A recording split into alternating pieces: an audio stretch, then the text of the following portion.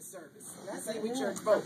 I'm going to turn the remainder of the broadcast over into the hands of our sister pastor, Lady Smothers. Yeah, I'm going to say, shalom, saints. Shalom. Good morning to our faithful listeners of the Apostolic Rock Temple of the Living Elohim. Certainly, it is of God's mercy that we are not consumed. Great is His faithfulness unto us. She brought that. My granddaughter. Anyway, I'd like to take this time, as Sister Esther said, to say happy birthday to our pastor and my husband, The Bishop. The Bishop.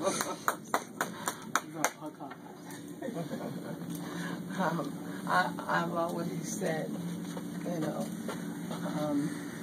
there has never been anyone that ever came in the middle of the Bishop and I, except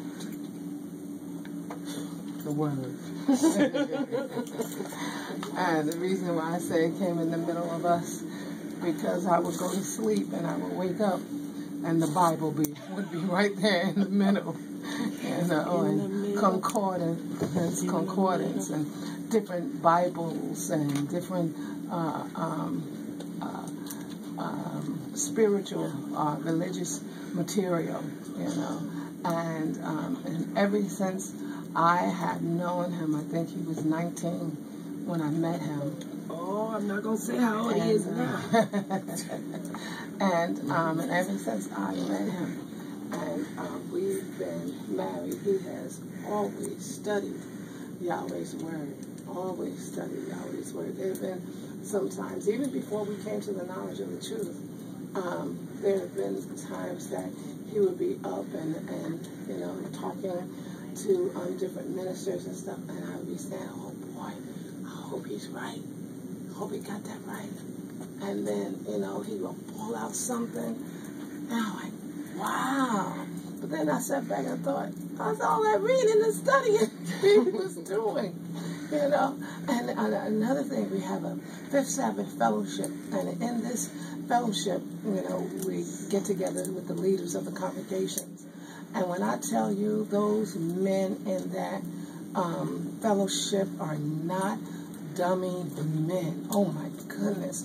All you need to do is just sit in the middle, or in the midst, should I say, when they're talking about the scriptures and debating different issues and how this came into place and how, oh my goodness, those are some educated brothers. They know what they're talking about, and they have facts to prove it. And I'm so glad that, when my husband gets in the midst of those brothers, I don't have to hold my head down and say, oh man, you got to study a little bit more. Oh my goodness. And it is something, because this isn't Father's Day, but it is my husband's day.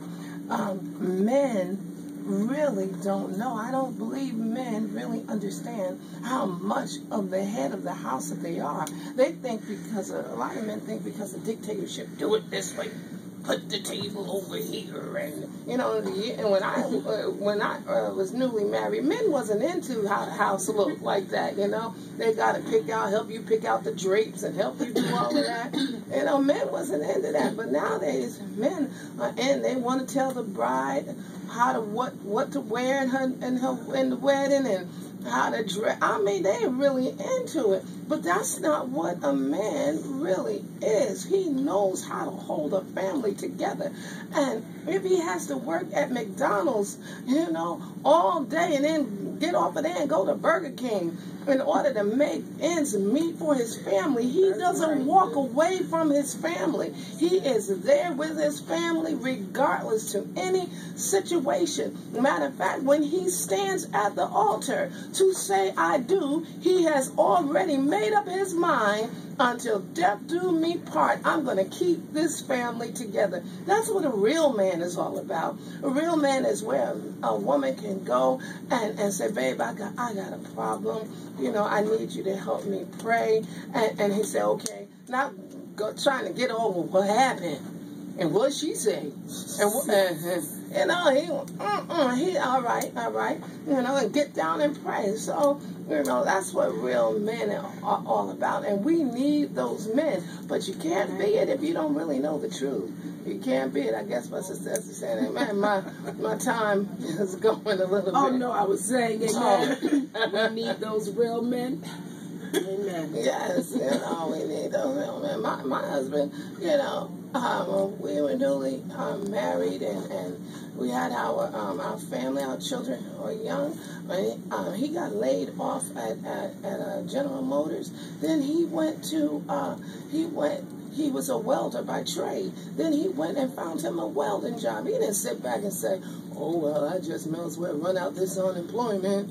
And then when the unemployment run out, you know, he went, you know, and he went and got a job to keep his family together in the position that we needed to be in order to survive in this world, you know. And I thank Yahweh for him. I thank Yahweh for him. And, you know, he's a strong man. When I used to be sick, he would pick me up and carry me to the hospital, you know, and he never looked like, oh, Lord, she's sick again.